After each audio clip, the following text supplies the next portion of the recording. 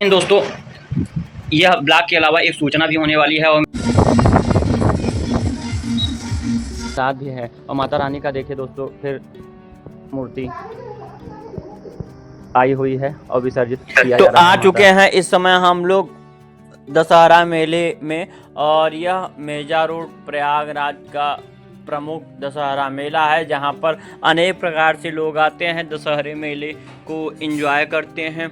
ग्रामीण क्षेत्र से भी लोग आते हैं, शहरी क्षेत्र से भी लोग आते हैं, क्योंकि यह प्राचीन दशहरा मेला है। सिद्ध हनुमान मानस मंदिर के ठीक बगल में गोल चौराहे पर यह मेला खेला जाता है। रावण का जलना निश्चित हो चुका है और कुछ ही देर में रावण जलने वाला है। अभी पाठ हो रहा है, राम रावण युद्ध हो रहा है। लक्ष्मण जी ने शक्ति के एक प्रमुख जो पाठ था उसको भी कर लिया है। इसके बाद में लक्ष्मण जी और मेघनाथ का जो युद्ध था वो भी समाप्त होने वाला है। अब राम रावण का युद्ध होगा और शायद राम रावण का युद्ध भी हो चुका है, उद्घोष हो रहा है और सभी लोग जा रहे हैं, मतलब रावण जल गया है। अब रावण जल गया है, उसकी सभी लोग हड्डियां लेकर जाएंगे। हड्डी कहने का सेंस यह है कि अब उसमें हड्डी तो थोड़ी नहीं लगी रहती है, उसका ढांचा में जो लगा रहता है बांस का खोपचा, यानी कि बांस के जो अनेक लकड़ियां लगी रहती हैं, उसे लेकर के जाएंगे अपने अपने घरों पर और साल भर तक उसे रखा जाता है। हमारे यहाँ पता नहीं क्यों ऐसा होता है, ये नहीं बता सकते।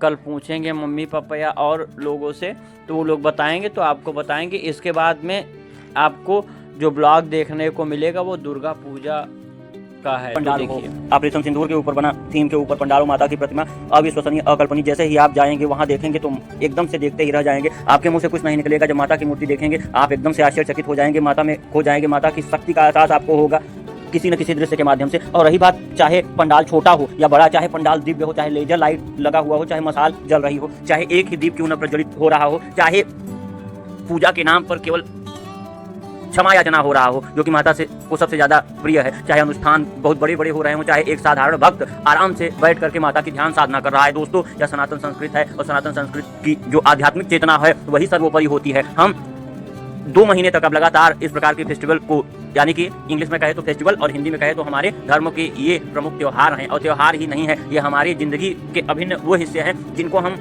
अनंत पीढ़ियों से देखते आ रहे हैं, संजोए आए हैं, और साथ ही साथ में हम उसमें एक अपनी अलग शक्ति का एहसास करते हैं। जैसे ही कोई हमारा पर्व आता है, माता की जो अदृश्य शक्ति है वो कहीं न कहीं हमें जरूर एहसास होती है।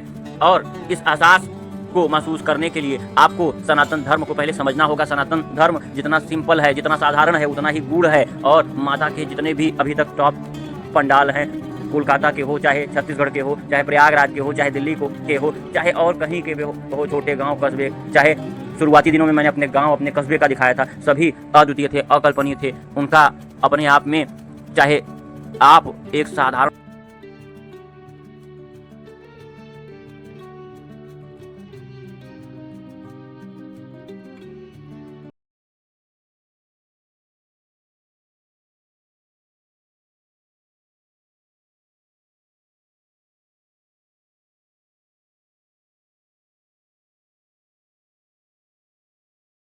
दोस्तों, पूरे भारतवर्ष में अनेक दुर्गा पूजा पंडाल है जो इस समय वायरल हो रहे हैं और पूरे विश्व का मन मोह रहे हैं। अगर आपको इन सभी को देखना है तो हमारी पूरी सीरीज चल रही है, लाइक शेयर सब्सक्राइब करके आप जाइए चैनल पर और जरूर देखिए। इसके बाद में महाकुंभ की पूरी सीरीज भी देख लीजिएगा। जय हिंद, जय भारत।